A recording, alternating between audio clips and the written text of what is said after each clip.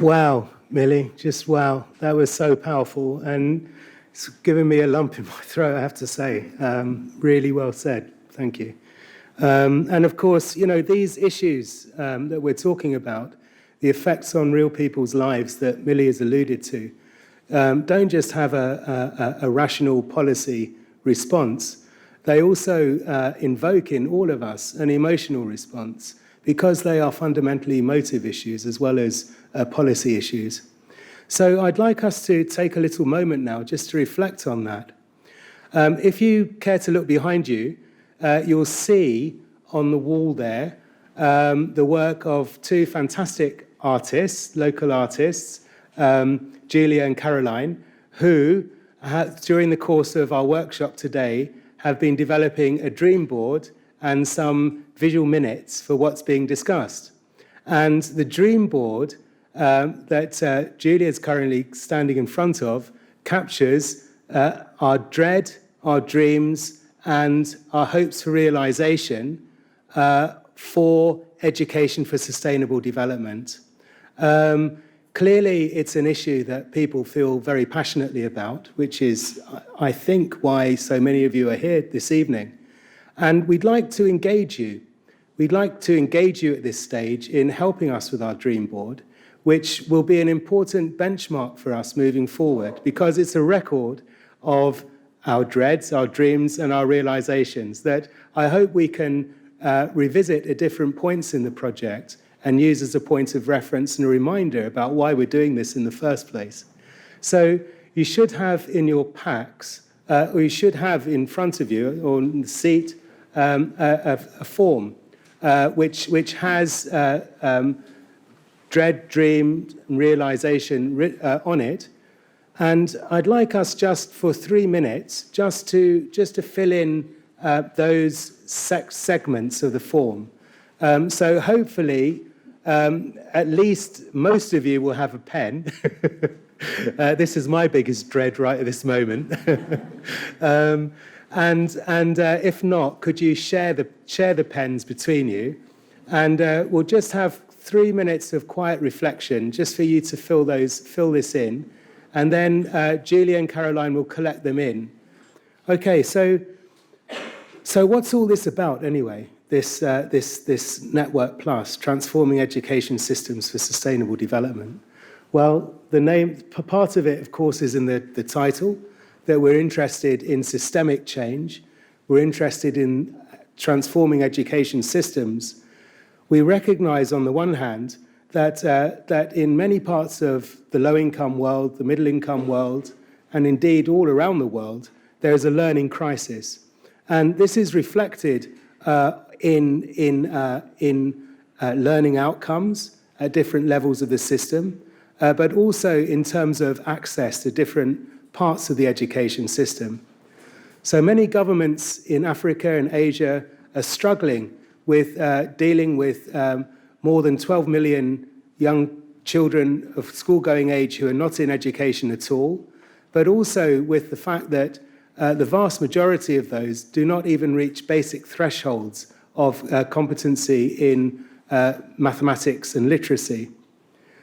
But there are also issues that are also part of the same wicked problem, if you like, that whilst there is this learning crisis and there are difficulties of access to a good quality education, what we understand by a good quality education is also increasingly being put under the spotlight. To what extent is education relevant to the lives of young people? To what extent can it equip young people, parents, the communities with the capabilities to transform the world that they live in order to address problems of unsustainable development? And this really is the wicked problem at the heart of what our Network Plus is seeking to achieve. We have a shared vision, and the vision is that whilst we believe education can make a difference, we realize that it can only do so if education systems are themselves radically transformed. It's consistent with global, regional, and national agendas in that we believe passionately in the idea of lifelong learning, which is important, but also in developing the transformative agency required to meet the challenges of environmentally sustainable and socially just development. So we have particular principles that we're working from of equitable partnership based on a common ethical framework. And part of putting together the proposal for the Network Plus was to try and elucidate what those principles are. We're also committed to an idea of transdisciplinary knowledge co-production. And let me just take a moment and stand back and see if I can explain what we mean by that. It's a bit of a mouthful, but essentially, people approach issues of sustainable development from different positions in society, whether they're policymakers, whether they're people living in rural areas, living in slums in cities, whether they're school-going children or people of an older age group. And people come at these issues with very different perspectives and interests, people working in the private sector, in NGOs, as well as in government. So a transdisciplinary perspective aims to bring those different interest groups together with their different values and visions of what sustainable development entails. But tackling a wicked problem, such as the one that I've described, how you go about transforming education systems, also requires interdisciplinary understanding.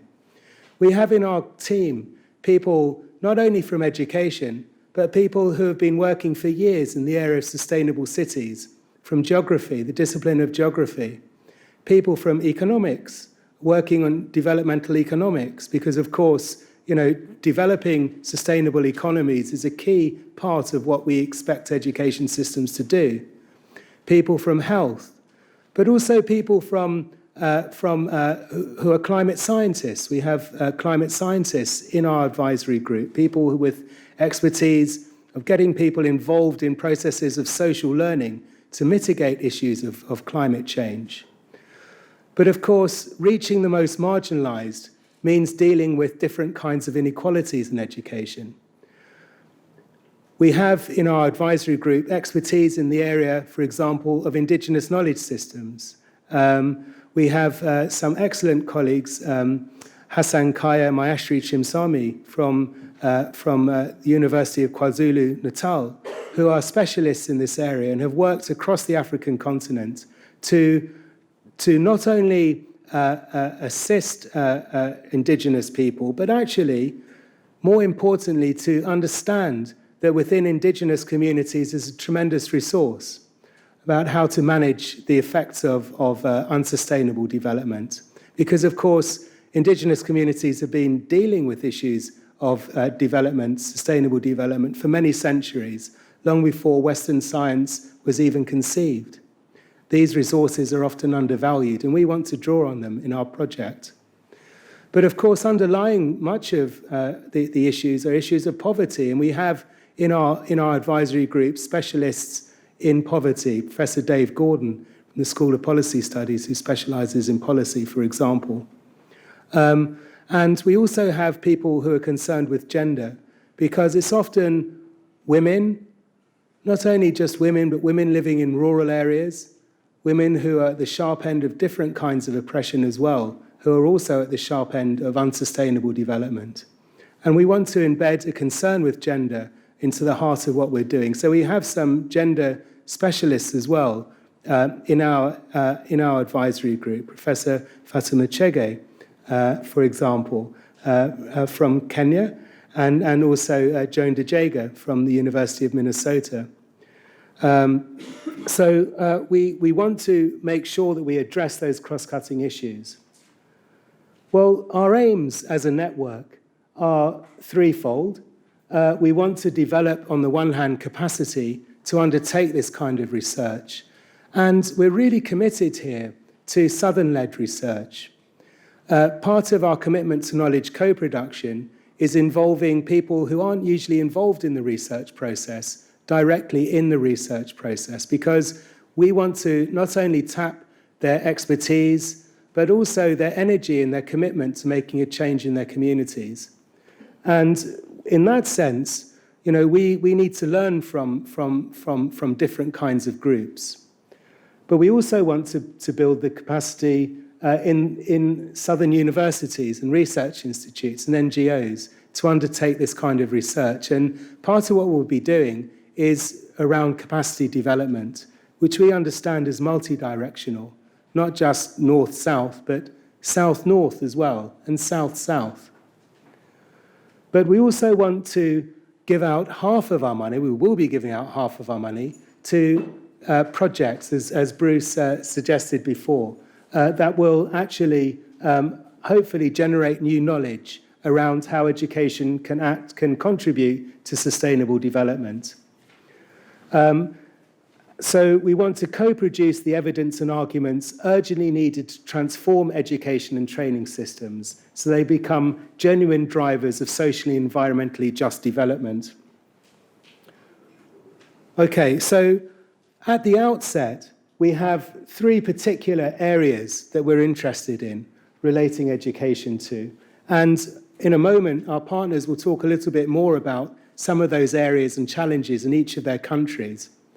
But essentially, we're looking at the relationship between education on the one hand, economic growth and development on the other, although, of course, the whole idea of economic growth is one that we've been problematizing in our Network Plus. But then also issues of climate action and of responsible consumption and production and sustainable cities and communities. So within those very broad parameters, we're looking to fund a range of research projects that we hope will help to make a difference. So 50% of our funding will be used to fund those kinds of projects. And a bit later on, Tara will invite you will explain a little bit more about how you might get involved or potentially get involved, think about getting involved in the research yourselves if you're interested. Okay, we have a range of key outputs, traditional outputs, but also we hope very practical outputs, whether they're in the world of formal schooling, whether they can be used by communities to support processes of sustainable development in communities. We're also going to produce MOOCs, and our partners in India are experts at that. So a bit later on, Tara will explain to you more about how you can get involved. But at this stage, I want to hand over to our country partners to talk about issues of sustainable development in their own countries and how education systems are or aren't responding. So first up is India. Right, okay. So Professor Batra, over to you.